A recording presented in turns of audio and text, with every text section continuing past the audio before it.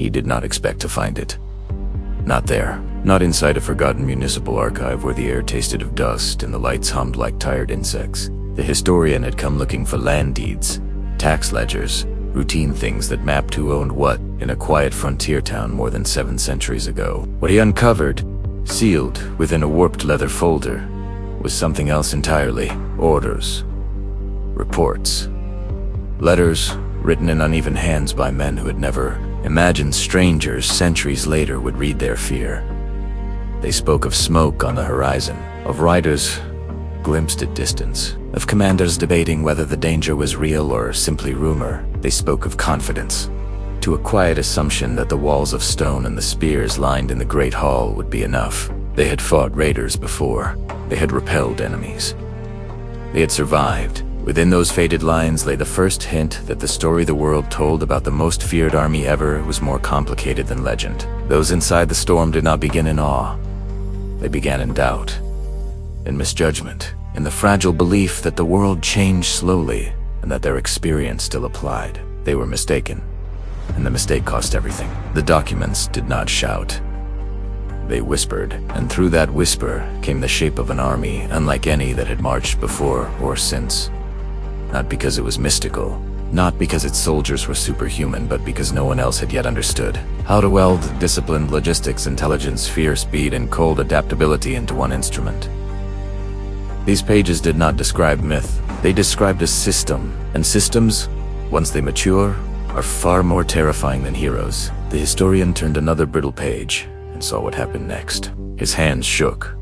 He knew he was not staring into the past. He was staring into the mechanics of power itself. What follows is not a tale of monsters, nor is it a hymn to conquest. It is the anatomy of how one army, forged in hardship, refined by discipline, sharpened by ruthless clarity, grew into something that entire civilizations came to dread, and how, beneath the legend, lay human decisions, human calculations, and human costs. This is the story behind the phrase, the most feared army ever. The pages take us further back than cities and smoke. They return us to geography, to wind, to hunger, to a childhood on the edge of survival, where boys learned to ride first and to walk only after, where winter was an adversary more relentless than any rival tribe, where pride meant nothing if your herd starved and your family froze. On Testipi there was no place to hide from the sky, and so the people who lived there learned another form of sheltered discipline. Their traditions were not decorations. They were lessons carved by necessity. Every adult was a rider. Every rider an archer. Every archer expected to loose arrows accurately while the ground blurred beneath him at full gallop. Their equipment did not glitter.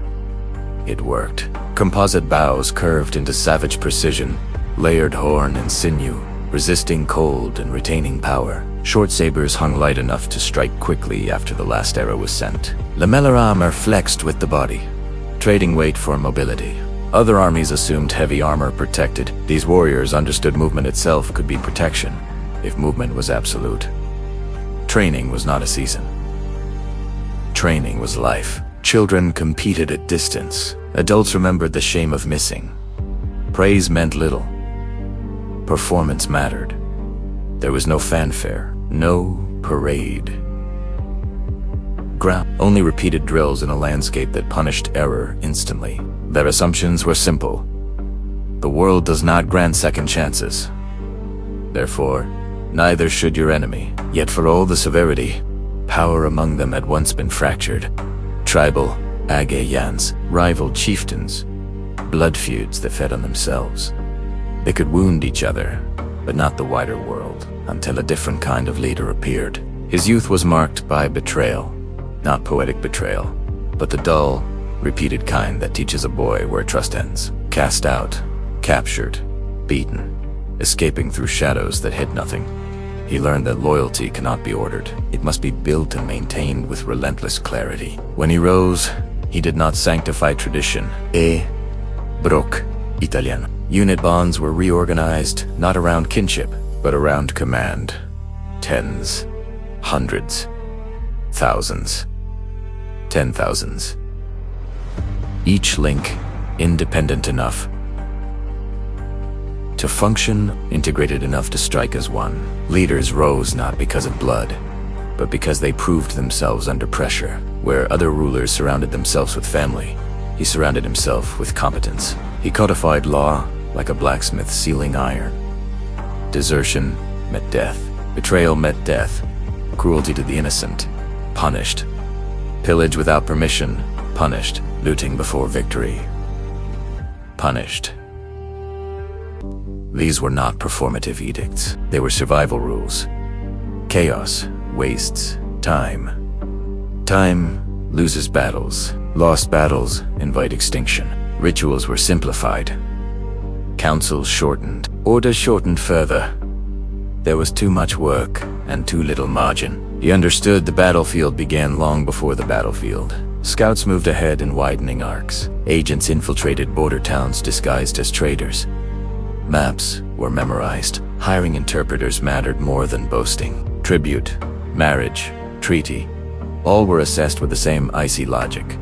Does it move us toward strength or toward risk? Writers centuries later would focus on his ferocity. The documents the historian now read revealed something colder. Patience. The commanders of settled kingdoms, meanwhile, evaluated the new movement with the same metrics they had always trusted. They counted walls. They measured spear points. They tallied fleets and fortresses. They remembered how rebels had failed before and assumed the new threat would fold under pressure equal to those earlier storms. Their doctrine depended on weight. Heavy infantry holding ground, heavy cavalry charging through exposed flanks.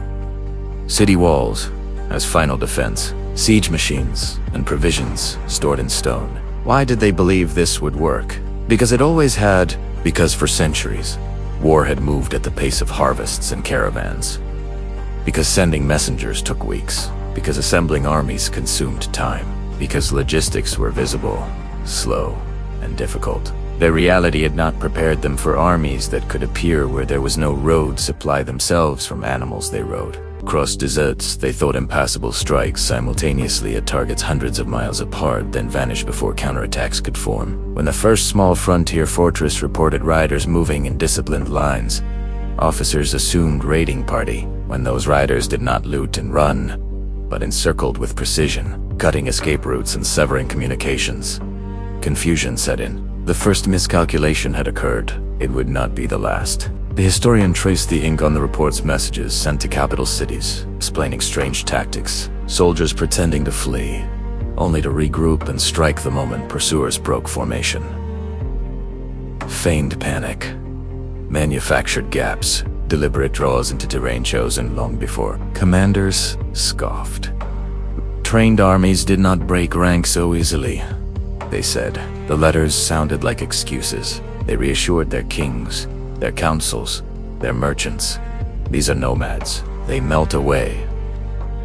The documents showed time contradicted them. The turning point came not with one battle, but with a miscalculation layered over a diplomatic insult. A merchant caravan, accused of espionage, was seized. Its guards executed.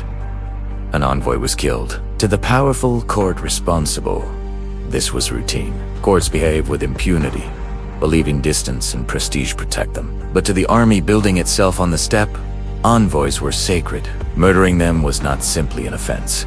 It was a declaration. What followed was not a raid. It was a method. Several armies advanced from separate directions, converging across geography that maps had labeled inhospitable. Engineers, recruited from conquered lands, never discarded, built siege towers where needed. Catapults where walls demanded them. Earthworks where rivers insisted otherwise. Specialists did not vanish after battles. They were incorporated, cataloged, reassigned. Internal disagreements emerged among defenders. One faction wanted to negotiate. Another demanded resistance. Letters speak of arguments in council halls. Voices rising as courtiers debated whether to trust the strangers or rely on their walls. They misread time. While they debated, the encirclement tightened. Only too late did they realize that the enemy was not improvising. Behind the dust and speed, there was structure. A communications network, relay stations spaced like beats of a heart, fresh horses waiting, messages traveling faster than rumor, a logistical chain, herds driven behind armies, meat dried, milk fermented, blood drawn from horses when necessary to avoid collapse, a training system, constant drills, subtle punishments, rewards tied to performance, commanders rotating to prevent complacency.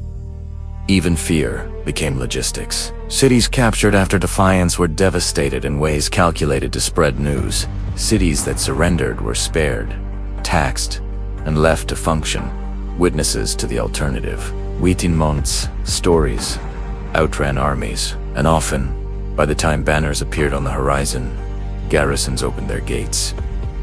The battlefield itself was shifting. Those who fought against them experienced a new terror, the loss of predictability. Battles no longer began at dawn and ended with nightfall. Raids struck camps in darkness. Arrows rained from beyond apparent range. Retreats were traps.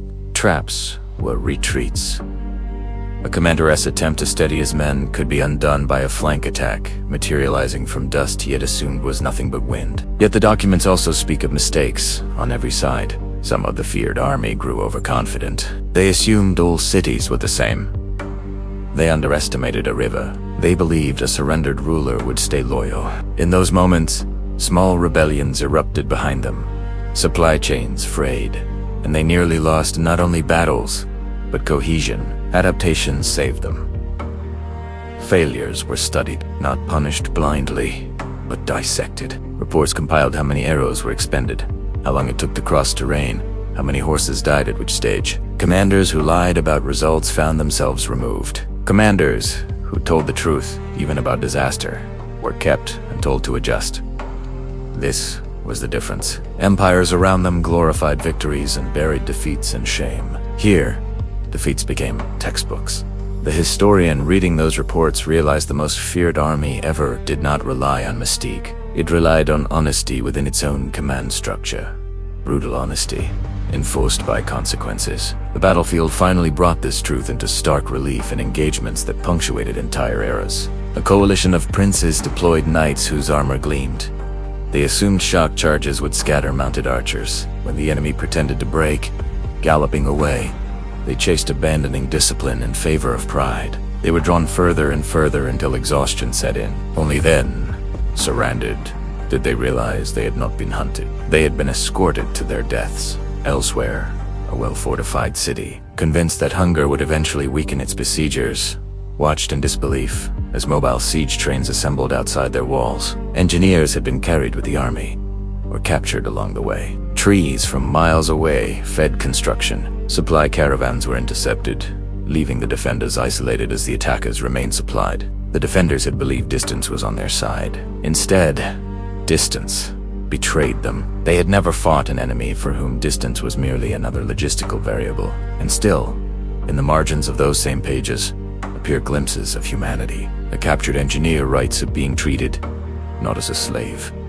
but as an asset. A farmer describes supplying grain under compulsion, yet marveling at the discipline. Soldiers paying with official seals instead of stealing outright. A widow recounts negotiating safety for her household by offering accurate maps. None of this justifies the devastation that came. It complicates it. War as a machine consumes nuance. Lives ended regardless of who adapted and who miscalculated. As the army expanded, cracks formed. Commanders disagreed over succession. Rival branches of ruling families split their loyalties.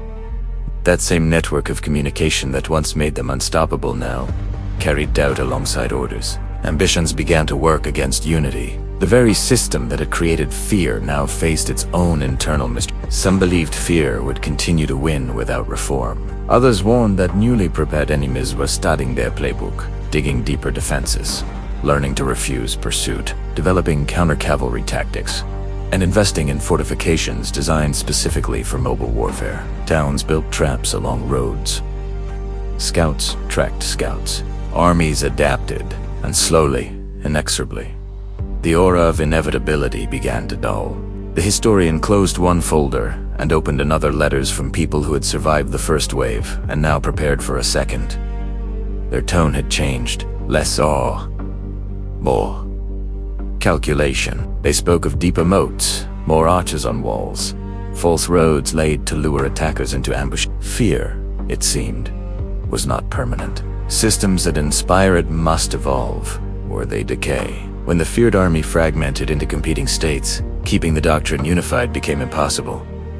Some lines softened, others hardened too much, unable to compromise, turning discipline into rigidity instead of responsiveness. Local rulers began ignoring centralized commands. Tax systems frayed. Relay stations fell into disrepair. No defeat happened in a single day. It unfolded incrementally, the way ice cracks before it breaks. By the time powerful new gunpowder empires rose, the old strategies that once shocked the world could no longer dominate as they had. Artillery breached walls faster than patient encirclement. Muskets allowed masses to fire from behind obstacles without exposing themselves to cavalry charges. The balance had shifted again.